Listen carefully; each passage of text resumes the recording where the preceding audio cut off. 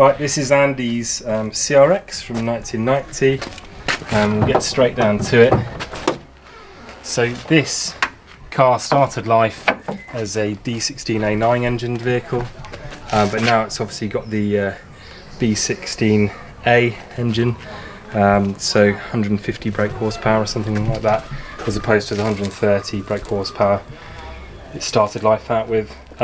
Done lots of maintenance on this car. It's mainly kind of picking up on other people's bodges, fitting a proper air filter, sorting the seals on the bulkhead you'd have seen, new fuel filter, nicer oil cap, proper gasket in the exhaust, picking up on all the the wrong bolts that were out throughout the engine bay. That's pretty much what I've done there. This is obviously the Pro Ram or Ram Air air filter. Oh, I did the proper bracket, so just for the throttle cable, so just all the general stuff, but everything just to build the car back up to proper level. So that's pretty much running quite well. I've got a few more things to do. I did the VTEC solenoid gasket as well. Then along the car, these are the rotor slipstreams, 15-inch, and it's got 195 50/15 Rain Sport tyres, Uniroyal Rain Sport, so the previous owner fitted them. It's got rear discs, which I think they pretty much all did have that. We replaced the sunroof, so that's got the original sunroof. At one point that had like a fiberglass bung and rivets and all that. You had both of the arches cut out and a full respray. That definitely needs mentioning, doesn't it? You might as well mention it, yeah. And it's had one complete new sill, and then we undercoated. Inside the car, in here, so we've got new seats, or very nice condition seats. Have a look at them. So they're from the JDM car, and then we've got a nice Buddy Club gear knob there. Everything else is pretty much standard, other than we washed the carpet, so that's good. Got a head unit in there now, and everything inside the car is pretty much as it was. It's got the VTEC rear wing there. Hasn't got the VTEC garnish. That should say VTEC underneath there if it was an actual VTEC, which it's not. And then other than that, it's got a few bits that need doing on it. So it's got some little funny bits and bobs. So you've got things like seals that aren't any good, missing there. You've got window seal that's not good. Come around here. If anyone's got this little bit here, that's gone walkies. So from this little sides back bit, that needs to happen. And then we've got plans to fit big brakes, so 282s on the front, and also coilovers to make it handle better, and adjustable arms, and a lot of the stuff that we basically did on the Civic EF we'd like to do on this car. Oh, one last thing I did was put another aerial in here, so that's all nice and easy to use now as well.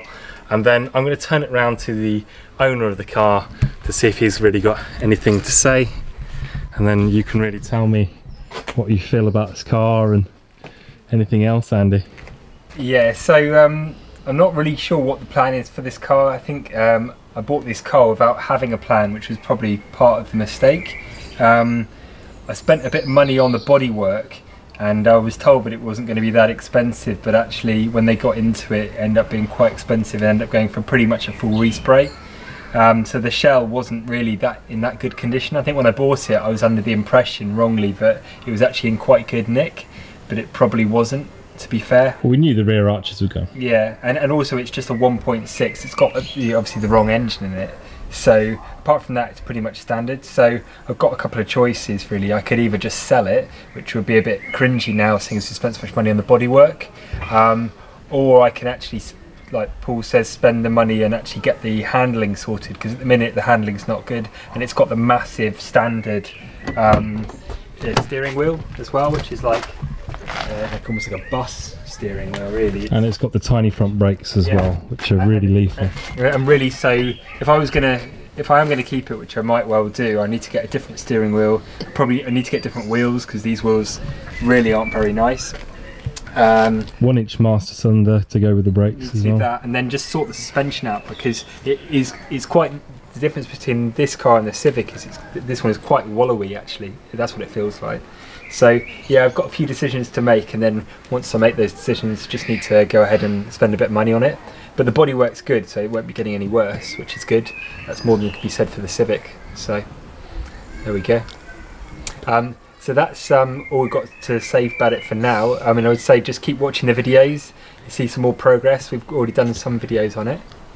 And if you'd like to, you can look at our Instagram. We've got a new Instagram. We'll have like some shorter videos on there and some more pictures and things like that. Andy's in charge of the Instagram, so I'm the marketing manager. So hopefully you like that. Have a look and check that out. This is my brother Andy. He doesn't say much on the videos or do any work, so he's going to tell you a little message.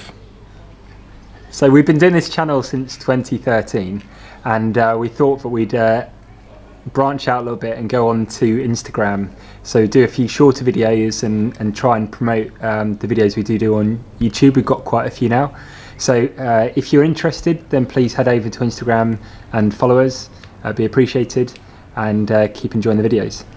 And if you want to know what kind of content we're going to be doing, it's all going to be to do with old Civics and CRXs. So we've got, this is my brother's CRX. This is the new project, just 1.4 EJ9, and out there we've got a Civic EF, which we've done lots of work on as well, with a B18 engine. So if you're interested in these type of cars and this kind of content,